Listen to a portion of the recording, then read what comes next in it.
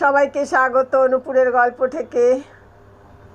আজ রবীন্দ্রনাথ ঠাকুরের ছোট গল্প দর্পহরণ। কি করিয়া গল্প লিখিতে হয় তাহা সম্প্রতি শিখিয়াছি।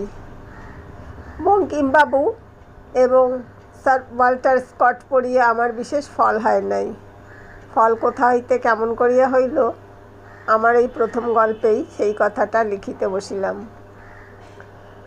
আমার পিতার মতামত অনেক রকম ছিল, কিন্তু বাল্যবিবাহের বিরুদ্ধে কোনো মত তিনি কেতাব বা স্বাধীন বুদ্ধি হইতে গড়িয়া তোলেন নাই। আমার বিবাহ যখন হয় তখন 17 উত্তীর্ণ হয়ে 18 পা দিয়াছি। তখন আমি কলেজে 3rd ইয়ারে পড়ি এবং তখন আমার চিত্তক্ষেত্রে যৌবনের প্রথম দক্ষিণ বাতাস বহিতে আরম্ভ করিয়া কত অলক্ষ্য দিক হইতে, কত অনিবর্চনীয় গীতে এবং গন্ধে, কম্পনে এবং মর্মরে আমার তরুণ জীবনকে উৎসুক করিয়া তুলিতেছিল। তখন আমার মা ছিলেন না। আমাদের শূন্য সংসারের মধ্যে লক্ষ্যে স্থাপন করিবার জন্য আমার পড়াশোনা শেষ হইবার অপেক্ষা না করিয়াই বাবা 12 বৎসরের বালিকা নির্ঝরিণীকে আমার ঘরে আনিলেন। নির্ঝরিণী নামটি হঠাৎ পাঠকদের কাছে প্রচার করিতে সংকোচ বোধ করিতেছি, কারণ তাদের অনেকেরই বয়স হইয়াছে। অনেকে স্কুল মাস্টারি, মুন্সেফি এবং কেউ কেউ বা সম্পাদকীয় করেন। তাহারা আমার শ্বশুরমশায়ের নাম নির্বাচন রুচির অতিমাত্র লালিত্য এবং নূতনত্বে হাসিবেন এমন আশঙ্কা আছে। এখন বয়স হইয়াছে এবং ওকালতি ছাড়িয়া মুন্সেফি লাভের জন্য ব্যগ্র হইয়া উঠিয়াছি। তবু হৃদয়ের মধ্যে ওই নামটি পুরাতন বেহালার আওয়াজের মতো আরও বেশি মোলায়েম হইয়া বাজিতেছে। প্রথম বয়সের প্রথম প্রেম অনেকগুলি ছোটোখাটো বাধার দ্বারা মধুর। লজ্জার বাধা, ঘরের লোকের বাধা, অনভিজ্ঞতার বাধা, এইগুলির অন্তরাল হইতে প্রথম পরিচয়ের যে আভাস দিতে থাকে তাহা ভোরের আলোর মতো রঙিন, তাহা মধ্যাহ্নের মতো সুস্পষ্ট, অনাবৃত এবং বর্ণচ্ছটাবিহীন নহে। আমাদের সেই নবীন পরিচয়ের মাঝখানে বাবা বিন্ধগিরির মতো দাঁড়াইলেন। তিনি আমাকে হস্টেলে নির্বাসিত করিয়া দিয়া তাহার বৌমাকে বাংলা লেখাপড়া শিখাইতে প্রবৃত্ত হইলেন। আমার এই গল্পের শুরু হইল সেইখানে। শ্বশুরমশাই কেবল তাহার কন্যার নামকরণ করিয়াই নিশ্চেষ্ট ছিলেন না, তিনি তাহাকে শিক্ষাদানেরও প্রভূত আয়োজন করিয়াছিলেন।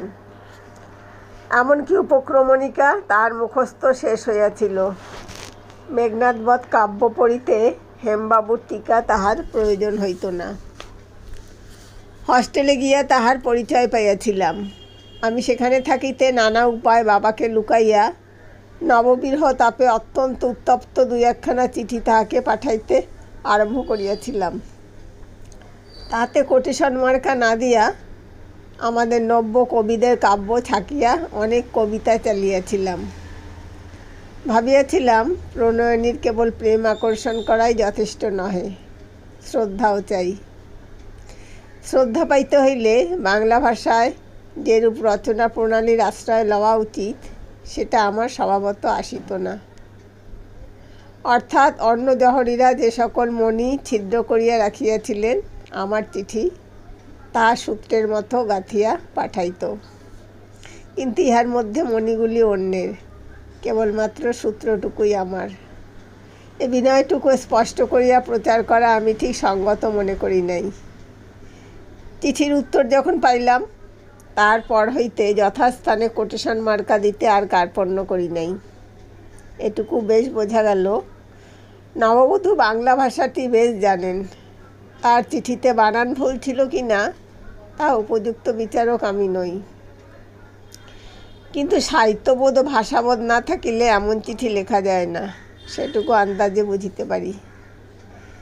স্ত্রীর বিদ্যা দেখিয়া সৎস্বামী যতটুকু গর্ব আনন্দ হওয়া উচিত তাহা আমার হয় নাই এমন কথা বলিলে আমাকে অন্যায় অপবাদ দেওয়া হইবে।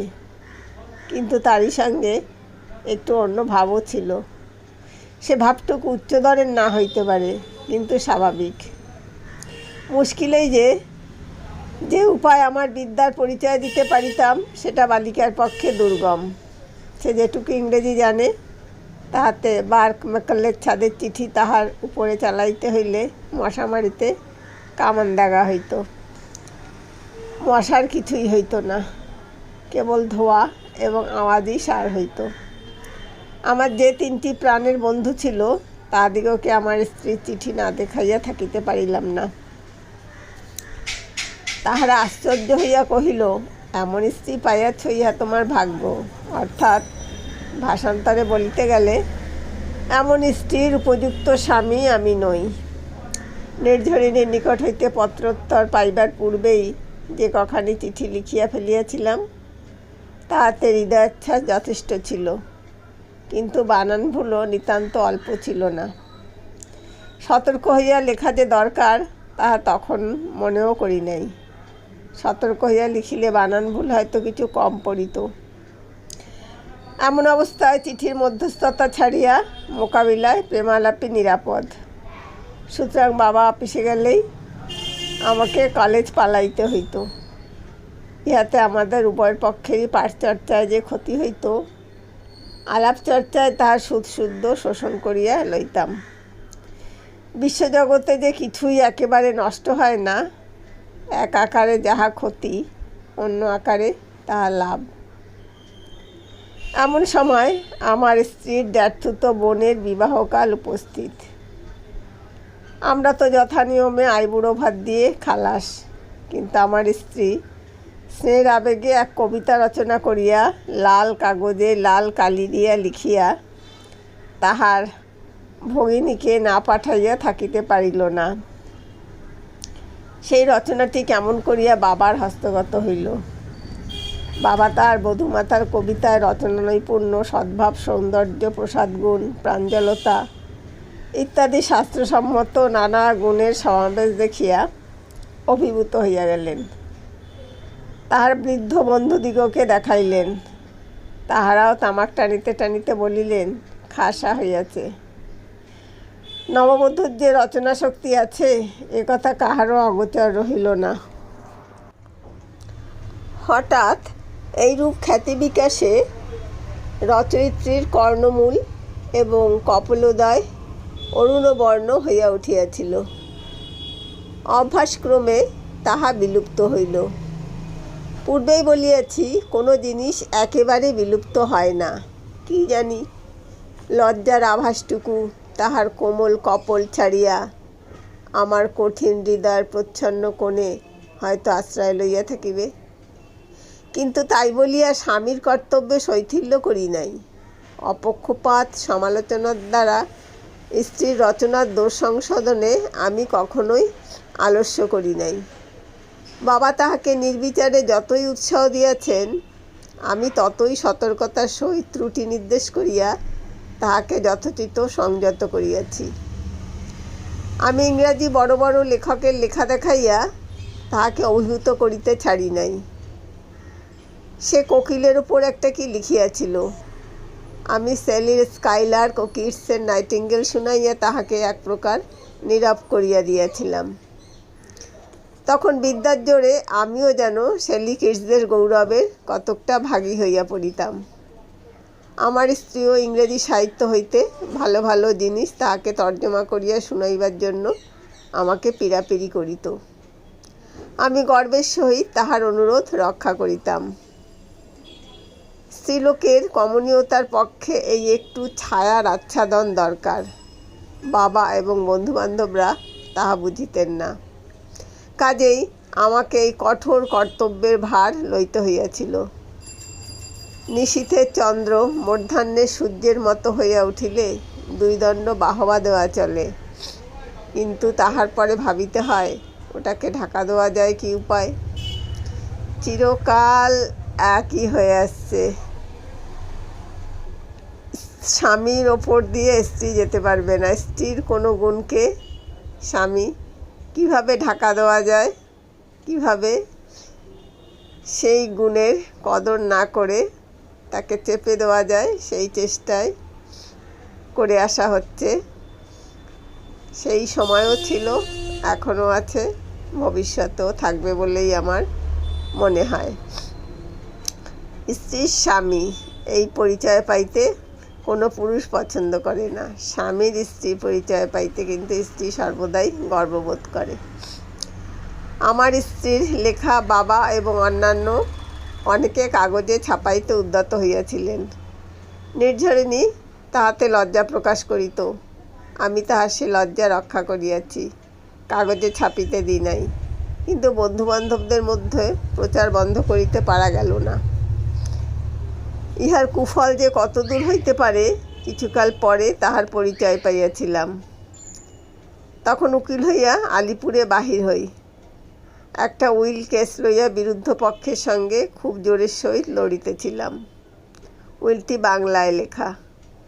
স্বপক্ষের অনুকূলে তাহার অর্থ যে কিরূপ স্পষ্ট তাহা বিধিমতো প্রমাণ করিতেছিলাম। এমন সময় বিরোধী পক্ষের উকিল উঠিয়া বলিলেন, আমার বিদ্বান বন্ধু যদি তাহার বিদুষী স্ত্রীর কাছে এই উইলটি বুঝিয়া লইয়া আসিতেন, তবে এমন অদ্ভুত ব্যাখ্যা দ্বারা মাতৃভাষাকে ব্যথিত করিয়া তুলিতেন না। চুলায় আগুন ধরাইবার বেলা ফু দিতে দিতে নাকের জলে চোখের জলে হইতে হয়, কিন্তু গৃহদাহের আগুন নেবানোই দায়।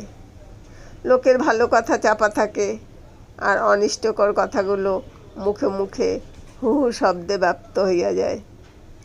এ গল্পটিও সর্বত্র প্রচালিত হইল। ভয় হইয়াছিল পাছে আমার স্ত্রীর কানে ওঠে।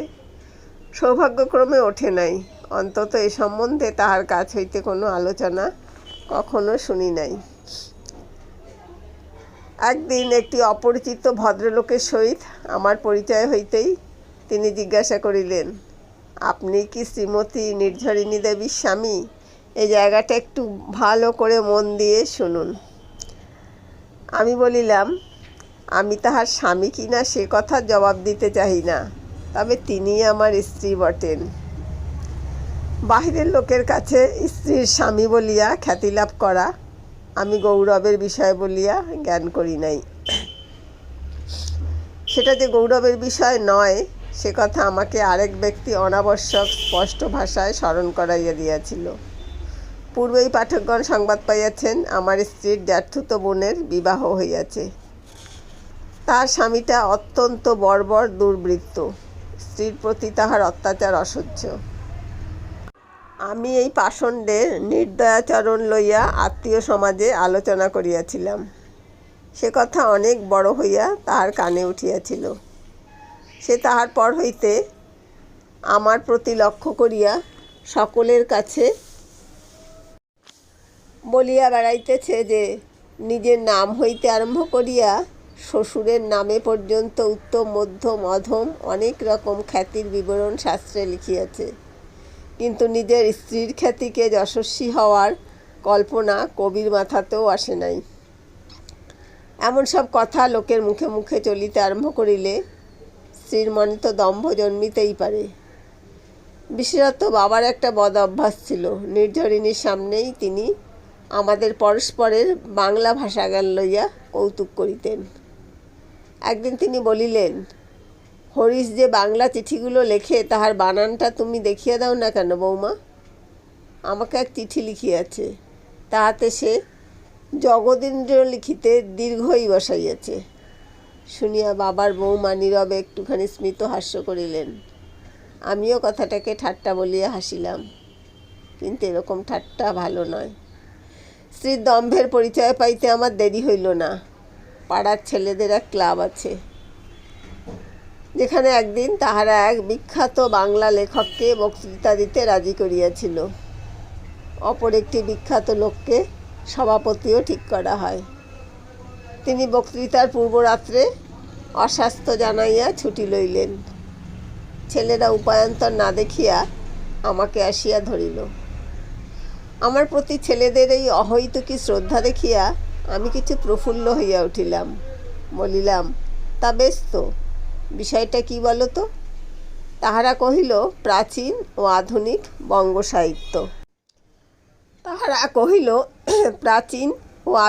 বঙ্গ সাহিত্য। আমি কহিলাম, বেশ হইবে, দুটোই আমি ঠিক সমান জানি। পরদিন সভায় যাইবার পূর্বে জলখাবার এবং কাপড় চোপড়ের জন্য স্ত্রীকে কিছু তাড়া দিতে লাগিলাম। নির্ঝরিণী কহিল, কেন গো, এত ব্যস্ত কেন? আবার কি পাত্রী দেখিতে যাইতেছ? আমি কহিলাম, একবার দেখিয়াই নাকে কানে খত দিয়াছি, আর নয়। তবে এত সাজসজ্জার তাড়া যে? স্ত্রীকে সগর্বে সমস্ত ব্যাপারটা বলিলাম। শুনিয়া সে কিছুমাত্র উল্লাস প্রকাশ না করিয়া ব্যাকুলভাবে আমার হাত চাপিয়া ধরিল। কহিল, তুমি পাগল হইয়াছ?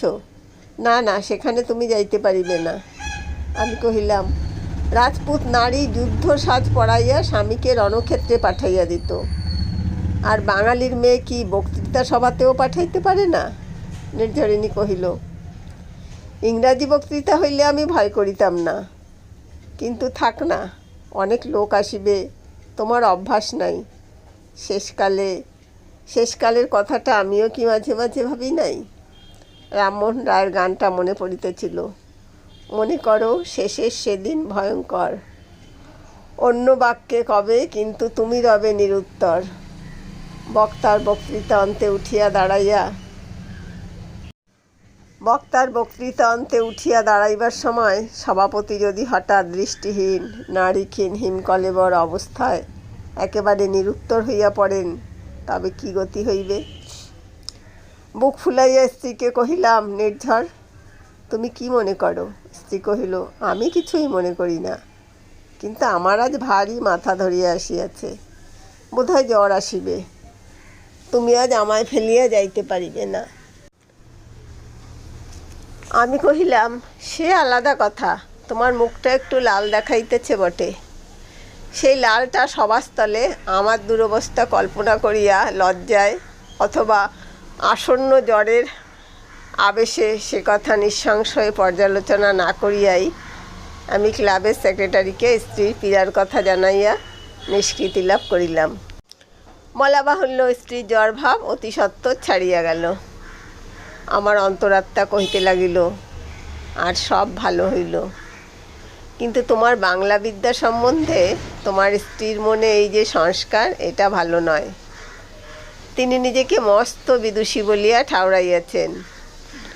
কোন দিন বা মশারির মধ্যে নাইট স্কুল খুলিয়া তিনি তোমাকে বাংলা পড়াইবার চেষ্টা করিবেন। আমি কহিলাম, ঠিক কথা, এই বেলা দর্পচূর্ণ না করিলে ক্রমে আর তাহার বাগাল পাওয়া যাইবে না। সেই রাত্রেই তাহার সঙ্গে একটু খিটিমিটি লাগাইলাম। অল্প শিক্ষা যে কিরূপ ভয়ঙ্কর জিনিস, পোপের কাব্য হইতে তাহার উদাহরণ উদ্ধার করিয়া তাহাকে শুনাইলাম। ইহাও বুঝাইলাম, কোনো মতে বানান এবং ব্যাকরণ বাঁচাইয়া লিখিলেই যে লেখা হইল তাহা নহে, আসল জিনিসটা হইতেছে আইডিয়া। কাশিয়া বলিলাম, সেটা উপক্রমণিকায় পাওয়া যায় না, সেটার জন্য মাথা চাই। মাথা যে কোথায় আছে সে কথা তাহাকে স্পষ্ট করিয়া বলি নাই, কিন্তু তবু বোধহয় কথাটা অস্পষ্ট ছিল না। আমি কহিলাম, লিখিবার যোগ্য কোনো লেখা কোনো দেশে কোনো দিন কোনো স্ত্রীলোক লেখে নাই। শুনিয়া নির্ঝরিণীর মেয়েলি তার্কিকতা চড়িয়া উঠিল। সে বলিল, কেন? মেয়েরা লিখিতে পারিবে না কেন? মেয়েরা এতই কি হীন? আমি কহিলাম, রাগ করিয়া কি করিবে, দৃষ্টান্ত দেখাও না। নির্ঝরিণী কহিল, তোমার মতো যদি আমার ইতিহাস পড়া থাকিত তবে নিশ্চয়ই আমি ঢের দৃষ্টান্ত দেখাইতে পারিতাম। এই কথাটি শুনিয়া আমার মন একটু নরম হইয়াছিল, কিন্তু তর্ক এখানেই শেষ হয় নাই। ইহার শেষ যেখানে, সেটা পরে বর্ণনা করা যাইবে।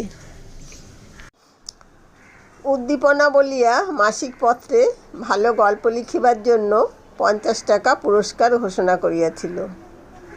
কথা স্থির হইল, আমরা দুইজনেই সেই কাগজে 2টো গল্প লিখিয়া পাঠাইব, দেখি কাহার ভাগ্যে পুরস্কার জোটে। রাত্রের ঘটনা তো এই। পরদিন প্রভাতের আলোকে বুদ্ধি যখন নির্মল হইয়া আসিল, তখন দ্বিধা জন্মিতে লাগিল। কিন্তু প্রতিজ্ঞা করিলাম, এ অবসর ছাড়িয়া দেওয়া যাইবে না, যেমন করিয়া হোক জিতিতেই হইবে। হাতে তখনও 2 মাস সময় ছিল। প্রকৃতিবাদ অভিধান কিনিলাম, বঙ্কিমের বইগুলাও সংগ্রহ করিলাম।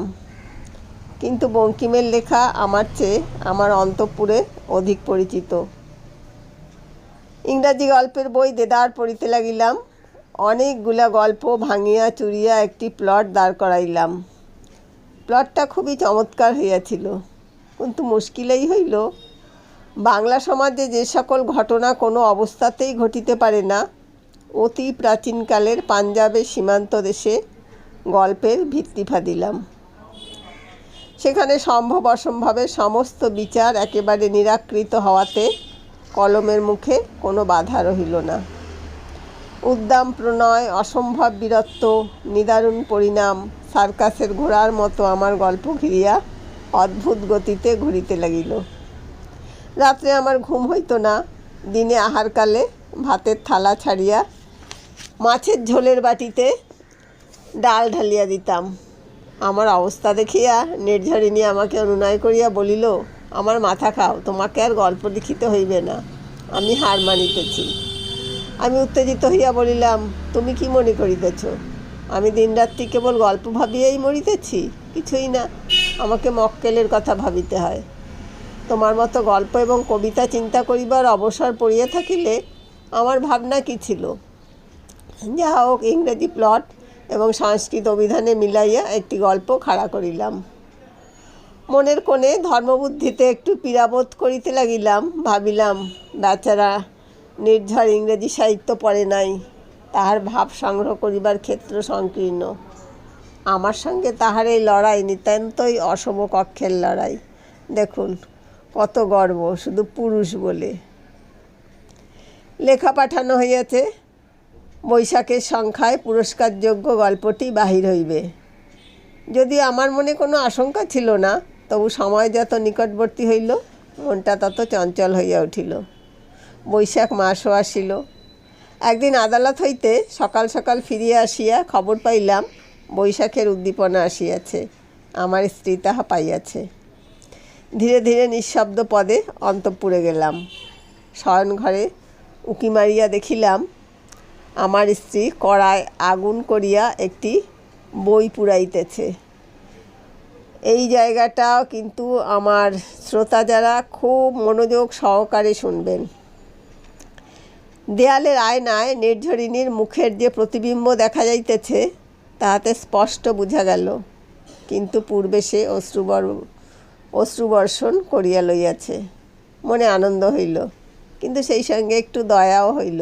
আহা, বেচারার গল্পটি উদ্দীপনায় বাহির হয় নাই, কিন্তু এই সামান্য ব্যাপারে এত দুঃখ! স্ত্রীলোকের অহংকারে এত অল্পেই ঘা পড়ে? ঘা তো পুরুষের অহংকারে পড়ে। আবার আমি নিঃশব্দ পদে ফিরিয়া গেলাম। উদ্দীপনা অফিস হইতে নগদ দাম দিয়া একটি কাগজ কিনিয়া আনিলাম। আমার লেখা বাহির হইয়াছে কিনা দেখিবার জন্য কাগজ খুলিলাম। সূচিপত্রে দেখিলাম পুরস্কারযোগ্য গল্পটির নাম বিক্রম নারায়ণ নহে, তাহার নাম ননদিনী, এবং তাহার রচয়িতার নাম একই, এ যে আমার স্ত্রী নির্ঝরিণী দেবী। বাংলাদেশে আমার স্ত্রী ছাড়া আর কাহারও নাম নির্ঝরিণী আছে কি? গল্পটি খুলিয়া পড়িলাম। দেখিলাম নির্ঝরের সেই হতভাগিনী জ্যাঠতুতো বোনের বৃত্তান্তটি ডালপালা দিয়া বর্ণিত। একেবারে ঘরের কথা, সাদা ভাষা, কিন্তু সমস্ত ছবির মতো চোখে পড়ে এবং চক্ষু জলে ভরিয়া যায়। এ নির্ঝরিণী যে আমারই নির্ঝর, তাহাতে সন্দেহ নাই। তখন আমার শয়ন ঘরের সেই দাহ দৃশ্য এবং ব্যথিত রমণীর সেই ম্লান মুখ অনেকক্ষণ চুপ করিয়া বসিয়া বসিয়া ভাবিতে লাগিলাম। রাত্রে শুইতে আসিয়া স্ত্রীকে বলিলাম, নির্ঝর, যে খাতায় তোমার লেখাগুলি আছে সেটা কোথায়? নির্ঝরিণী কহিল, কেন, সে লইয়া তুমি কি করিবে? আমি কহিলাম, আমি ছাপিতে দিব। নির্ঝরিণী, আহা, আর ঠাট্টা করিতে হইবে না। আমি, না, ঠাট্টা করিতেছি না, সত্যিই ছাপিতে দিব। নির্ঝরিণী, সে কোথায় গেছে আমি জানি না। আমি কিছু জেদের সঙ্গেই বলিলাম, না নির্ঝর, সে কিছুতেই হইবে না, বলো সেটা কোথায় আছে? নির্ঝরিণী কহিল, সত্যিই সেটা নাই। আমি, কেন, কি হইল? নির্ঝরিণী, সে আমি পুড়াইয়া ফেলিয়াছি। আমি চমকিয়া উঠিয়া কহিলাম, হ্যাঁ, সে কি, কবে পুরাইলে? নির্ঝরিণী: আজই পুরাইয়াছি। আমি কি জানি না যে আমার লেখা ছাই লেখা, স্ত্রীলোকের রচনা বলিয়া লোকে মিথ্যা করিয়া প্রশংসা করে। দেখুন, স্বামীর ইগো রক্ষা করবার জন্য স্ত্রীর ত্যাগ। ইহার পর হইতে এ পর্যন্ত নির্ঝরকে সাধ্য সাধনা করিয়াও এক ছত্র লিখাইতে পারি নাই। ইতি শ্রী হরিশ্চন্দ্র হালদার। উপরে যে গল্পটি লেখা হইয়াছে উহার 15 আনাই গল্প। আমার স্বামী যে বাংলা কত অল্প জানেন তাহার রচিত উপন্যাসটি পড়িলেই কাহারও বুঝিতে বাকি থাকিবে না। ছি ছি, নিজের স্ত্রীকে লইয়া এমনি করিয়া কি গল্প বানাইতে হয়। ইতি শ্রী নির্ঝরিণী দেবী। স্ত্রীলোকের চাতুরী সম্বন্ধে দেশি বিদেশি শাস্ত্রে অশাস্ত্রে অনেক কথা আছে, তাহাই স্মরণ করিয়া পাঠকেরা ঠকিবেন না। আমার রচনাটুকুর ভাষা ও বানান কে সংশোধন করিয়া দিয়াছেন সে কথা আমি বলিব না, না বলিলেও অভিজ্ঞ পাঠক অনুমান করিতে পারিবেন। আমার স্ত্রী যে কয় লাইন লিখিয়াছেন তার বানান ভুলগুলি দেখিলেই পাঠক বুঝিবেন সেগুলি ইচ্ছাকৃত। তাহার স্বামী যে বাংলায় পরম পণ্ডিত এবং গল্পটা যে আষাঢ়ে, ইহাই প্রমাণ করিবার এই অতি সহজ উপায় তিনি বাহির করিয়াছেন। এই জন্যই কালিদাস লিখিয়াছেন, স্ত্রী নামও শিক্ষিত পটুত্তম। তিনি স্ত্রী চরিত্র বুঝিতেন। আমিও সম্প্রতি চোখ ফোটার পর হইতে বুঝিতে শুরু করিয়াছি। কালে হয়তো কালিদাস হইয়া উঠিতেও পারিব। কালিদাসের সঙ্গে আরও একটি সাদৃশ্য দেখিতেছি। শুনিয়াছি কবিবর নববিবাহের পর তার বিদুষী স্ত্রীকে যে শ্লোক রচনা করিয়া শোনান তাহাতে উষ্ট্র শব্দ হইতে র ফলাটা লোপ করিয়াছিলেন। শব্দপ্রয়োগ সম্বন্ধে এরূপ দুর্ঘটনা বর্তমান লেখকের দ্বারা অনেক ঘটিয়াছে। অতএব সমস্ত গভীরভাবে পর্যালোচনা করিয়া আসা হইতেছে কালিদাসের যেরূপ পরিণাম হইয়াছিল আমার পক্ষেও তা অসম্ভব নহে। ইতি শ্রী হরিশ্চন্দ্র হালদার। এই গল্প যদি ছাপানো হয় আমি বাপের বাড়ি চলিয়া যাইব, শ্রীমতী নির্ঝরিণী। আমিও তৎক্ষণাৎ শ্বশুর বাড়ি যাত্রা করিব। শ্রী হরিশ্চন্দ্র হালদার।